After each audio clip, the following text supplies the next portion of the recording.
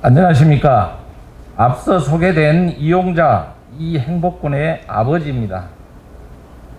제가 소개하는 내용은 언어장애를 가진 이행복군이 평소 어떤 생각을 하면서 살지 아버지가 행복이가 되어 쓴 사례입니다. 그럼 발표를 시작하겠습니다. 저는 28세 이행복입니다. 중증 발달장애로 언어장애까지 가지고 태어났습니다. 난 왜 이렇게 태어났을까요? 하나님께서 나를 이렇게 태어나게 한 목적이 무엇일까요? 내가 말을 하지 못하고 지능이 3세도 되지 못하는 중증 발달장애로 살아오는 동안 내 아버지 어머니가 겪어온 눈물겨운 사연과 내가 느꼈던 사회의 편견과 차별에 대해 말씀드리고자 합니다. 마지막으로 현재 서구 장애인 복지관 융합 돌봄센터를 이용하는 동안 즐거움과 행복이 무엇인지 경험한 것에 대해서도 말씀드리겠습니다.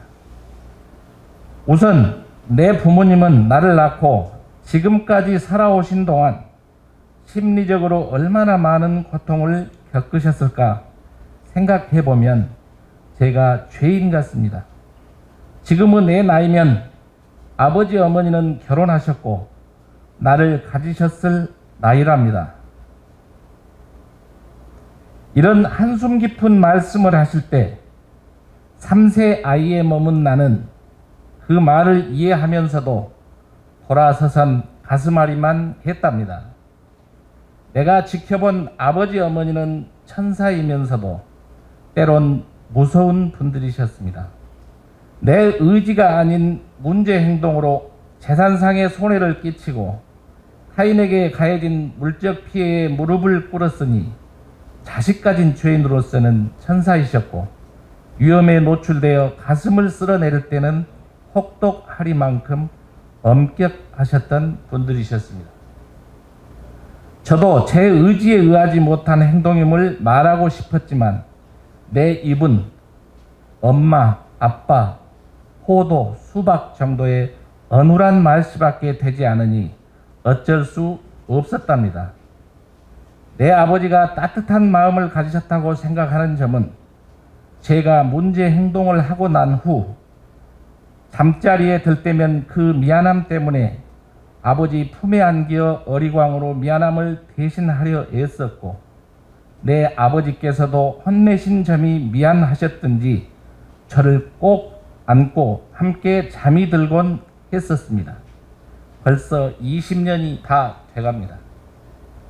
제가 사고를 치면 아버지 품에 머리를 박고 달려들어 애교를 떨었는데 술 드시고 오신 날은 조용히 나를 안고 흐느끼시던 생각이 납니다. 온전하게 낳아주지 못한 미안함과 앞으로 나를 어떻게 데리고 살아갈지 그 막막함이 눈물되어 흘러내렸겠죠. 내가 이렇게 잘못해 혼나고서도 살아남은 필살기는 엄마 아빠의 손을 슬며시 잡는 것이었고 그도 안 통하면 품 안에 얼굴을 파묻어 애교를 떠는 것이었답니다. 다 큰 자식 징그럽기도 하건만 가끔 엄마 아빠가 하시는 말씀은 장애를 가진 난 항상 3살 먹은 아이처럼 느껴진답니다. 부모는 그런가 봅니다. 자식 때문에 웃고 울며 자식의 잘못으로 연대 책임을 지는 관계 말입니다. 반면 자식 때문에 더 행복한 삶을 살기도 하는 것이 부모인가 봅니다. 온전한 자식을 둔 부모들은 제각각 큰 소망을 가지고 살아가겠지만 내 아버지 어머니는 나보다 하루 더 살다 가시는 것이 소망이랍니다. 믿음지 못하다는 뜻이겠죠. 제가 선광학교 중학시절 사춘기부터 부모님은 명절에도 고향을 데려가시지 못했고 형제가 많은 아버지는 내가 같이 가면 큰아버지, 작은아버지들 앞에서 나를 보이시는 게 어려웠던 모양입니다. 어찌 보면 그분들이 그리 반기시지 않는 걸 아시고 그렇게 하셨겠죠. 저 때문에 남들 다 가는 국내 여행 한 번 못 가셨고 직장에서 동료들이 세계 여행을 하셨다는 말씀을 들으실 때면 조용히 자리를 피하시고 엄마가 사주신 지구본을 돌리며 어디가 유럽이고 남미며 동남아이고 중동인지 눈요기로 마음을 달래셨다고 하십니다. 부모에게 자식이란 육체적, 정신적 불가분의 관계이고 눈을 감는 그 순간까지 자식의 전부를 끌어안고 살아가는 무한 연대 책임 관계인 것 같습니다. 그래서 어머니 아버지께 참 고맙습니다 라는 말을 올립니다. 제가 살고 있는 아파트에서 엘리베이터를 타면 저와 거리를 두는 사람들, 저의 이상한 행동을 보면서 위아래로 훑어보는 사람들, 분리불안 때문에 항상 아빠와 손을 붙잡고 걸을 때면 이상하게 쳐다보는 분들, 내가 느끼는 소소한 일상 속 차별과 곱지 않은 시선들입니다. 직장에 나가시는 부모님들이 주간에 나를 맡아줄 곳이 없어 전전긍긍하시던 생각이 납니다. 기초생활수급자가 아니라서 혹은 차상이라도 돼야 한다며 받아주질 않았고 워낙 중증이라 다른 핑계를 대며 돌볼 수 없다고 하던 분들의 차별적 대우가 눈에 선합니다. 그간 살아온 날들을 생각할 때 앞으로 살아갈 날이 많은데 사회적 차별과 시선이 두렵고 떨립니다. 저는 장애를 가진 당사자이기에 그렇다 치더라도 나를 케어하시는 부모님은 그런 차별과 시선을 온전히 의식하고 받아들이며 살아오셨습니다. 많이 미안합니다. 나는 부모님의 몸을 통해 태어났기 때문에 어쩔 수 없지만 28년이라는 세월 동안 참고 견디며 살아온 부모님은 무슨 죄입니까? 사랑합니다 라고 말하고 싶습니다. 아빠 엄마는 저를 보고 천사라고 합니다.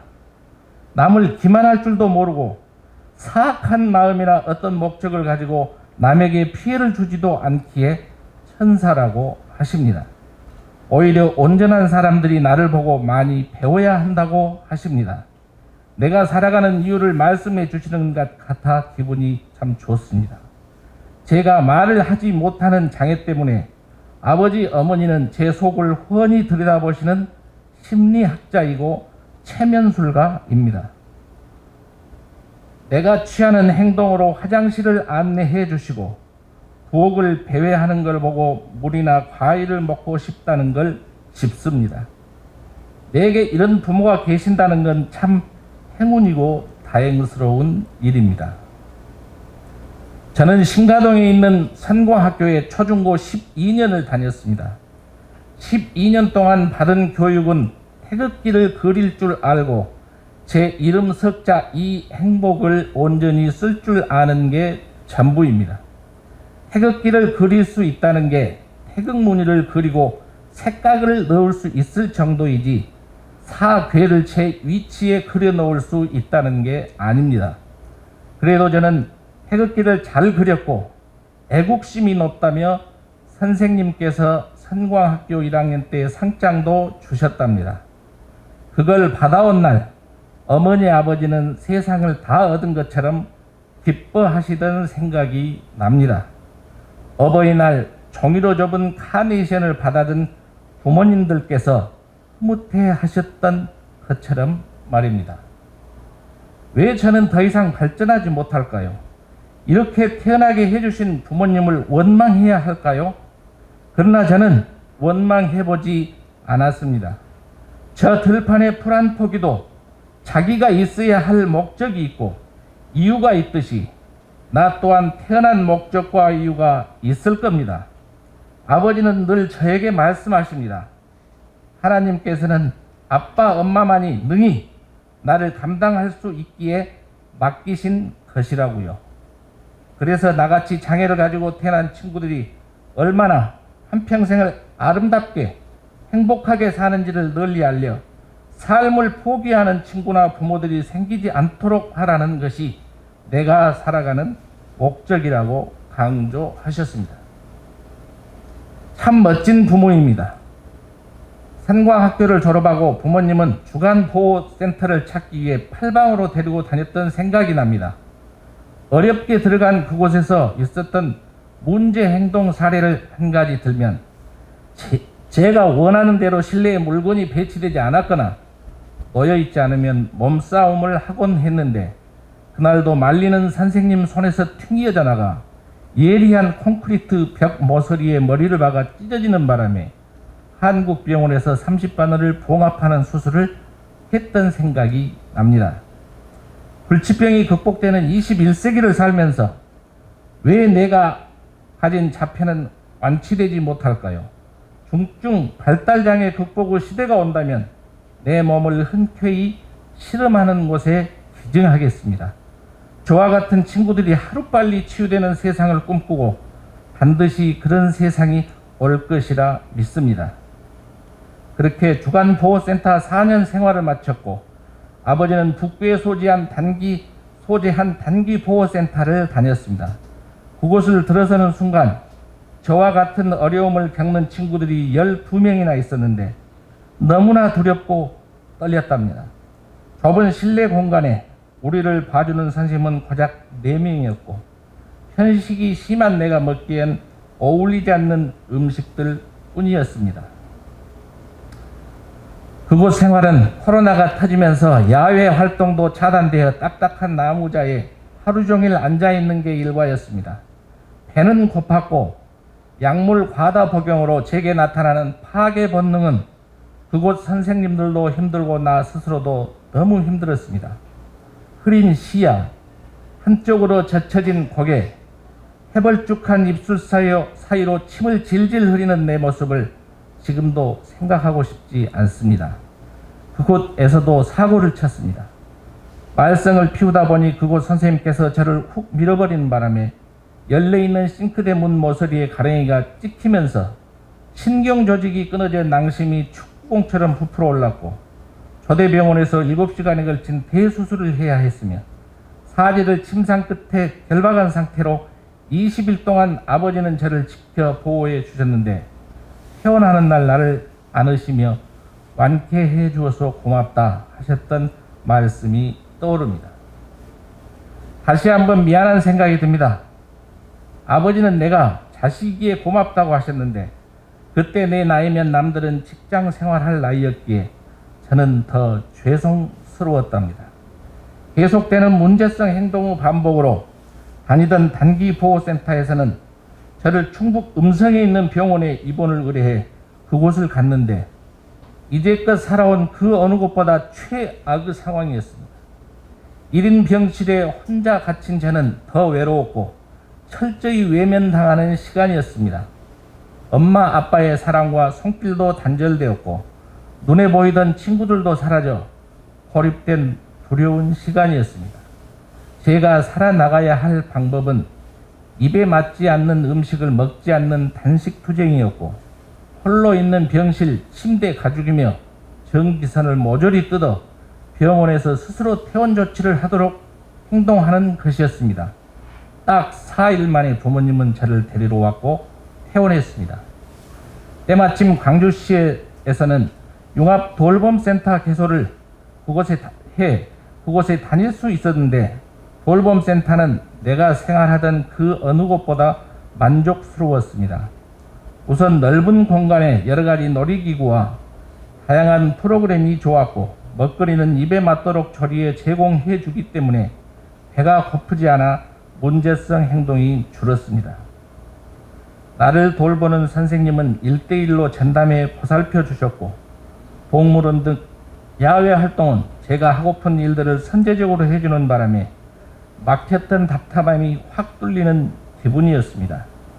함께 지내는 기쁨이 믿음이도 형제처럼 지낼 수 있어 매일 함께하는 시간이 너무 즐겁습니다. 매주 토요일 밤에 집에 와서 부모님과 일요일을 보내고 월요일 아침 돌봄센터로 가는 발걸음은 솜털처럼 가볍고 신이 납니다. 저 같은 중증 발달 장애인도 좋은 환경이 갖추어지고 따뜻한 사회적 사랑과 보살핌만 있다면 얼마든지 행복하게 살아갈 수 있다는 사실을 알아주셨으면 좋겠습니다. 내가 바라는 점이 있다면 아버지, 어머니께서도 이제 고혈압약을 드시지 않았으면 좋겠고 우울증세도 사라지면 좋겠습니다. 다 나 때문에 생긴 병인 것 같아서요. 부모님께서는 요즘 이런 제목으로 기도하신답니다. 나와 함께 살아가는 동안 어떻게 하면 단 하루라도 나를 행복하게 대해주다 하늘나라로 보낼 것인가 라는 천국 소망의 기도를 하신답니다. 혹시 내가 먼저 천국을 가게 되면 나는 엄마 아빠께 이렇게 기도할 겁니다. 당신들이 있어 저는 행복했습니다. 슬퍼 마시고 동생과 더불어 행복하게 살다 천국에서 만나요 라고요. 이상으로 사례를 마치겠습니다. 감사합니다.